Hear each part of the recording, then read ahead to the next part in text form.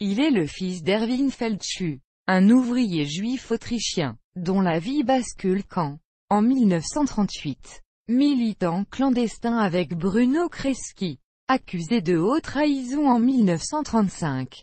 Il doit émigrer vers la France le jour de l'Anschluss, pendant la Seconde Guerre mondiale. Ce père de 2 autres enfants, Claude et Marianne, entre dans la résistance et transforme son nom en Field, ouvrier chez Ferrodo. Il devient par la suite ingénieur grâce à une formation du CNAM, puis consultant en organisation, au lycée Claude Bernard. Michel Field est responsable lycéen de la Ligue communiste révolutionnaire. Il y milite de 14 à 20 ans. Élève brillant mais frondeur, il est à la fois présenté au concours général et exclu du lycée Claude Bernard à l'automne 1971.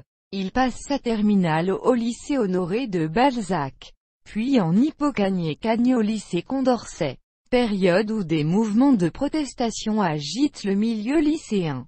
Parmi les leaders de l'époque, Christophe Aguiton, Isabelle Aléton, Julien Drey, Roby Morder, Pierre Morville, Charlie Najman, Marc Rosenblatt. À la suite de son exclusion, Michel Field fait paraître une tribune dans Le Monde. Il est l'un des leaders du mouvement lycéen contre la loi Debré. 1973, lors d'un débat télévisé, il lance un fameux « rigolo » au ministre de l'Éducation, Joseph Fontanet. « J'ai arrêté de militer à 21 ans. Ce qui m'a sauvé, c'est l'investissement dans les études en même temps que la politique. » En 1978, il obtient son CAP, en étant major, et se met à enseigner.